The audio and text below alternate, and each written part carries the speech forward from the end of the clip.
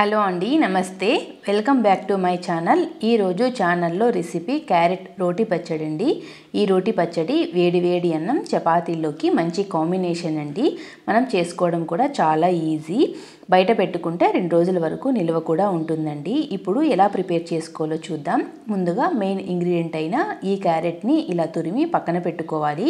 తర్వాత మన స్పైస్కి సరిపడా పచ్చిమిరపకాయలు వేయించుకుని, కొన్ని చిన్నుల్లిపాయలు ఒలుచుకుని, చింతపండును కాస్త ముందుగా నానబెట్టుకొని ఇలా రెడీ చేసి పక్కన పెట్టుకోవాలి. ఇప్పుడు రోట్లోకి మనం వేయించి పెట్టుకున్న పచ్చిమిరపకాయలను వేసుకొని ఇందులోకి మన టేస్ట్కి సరిపడా సాల్ట్ను కూడా యాడ్ చేసుకోవాలి.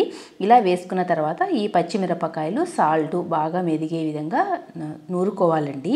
ఈ పచ్చిమిరపకాయలు ఇలా పేస్ట్ లాగా అయిన తర్వాత ఇందులోకి మనం ముందుగా ఒలిచి పెట్టుకున్న చిన్నుల్లిపాయలను కూడా యాడ్ చేసుకొని ఈ చిన్నుల్లిపాయలు కూడా బాగా మెదిగేంత వరకు ఇలా దంచుకోవాలండి. చున్నిల్లిపాయలు కూడా బాగా మెదిగిన తర్వాత మనం నానబెట్టుకున్న చింతపండును కూడా వేసుకొని ఇవన్నీ నీట్గా మిక్స్ అయ్యేంత వరకు బాగా నూరుకోవాలి.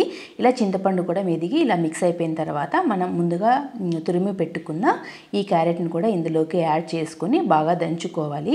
క్యారెట్ మరీ మెత్తగా అయ్యేంత వరకు దంచుకోవాల్సిన అవసరం లేదండి. క్యారెట్లోకి మన పచ్చిమిరపకాయ పేస్ట్ కలిసేంత వరకు నూరుకుంటే సరిపోతుంది. ఈ స్ట్రక్చర్ వచ్చేంత వరకు నూరుకుంటే సరిపోతుంది.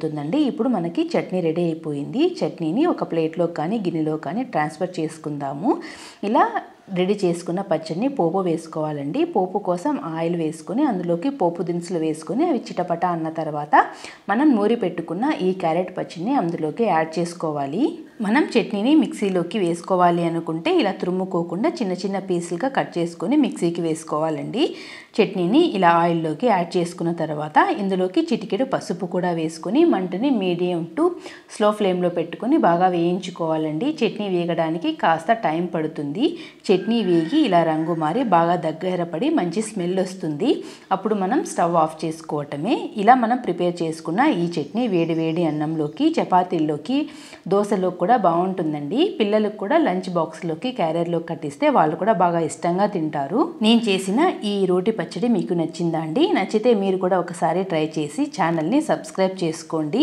అలాగే వీడియోని షేర్ చేసి లైక్ చేయండి. థ్యాంక్ యూ అండి.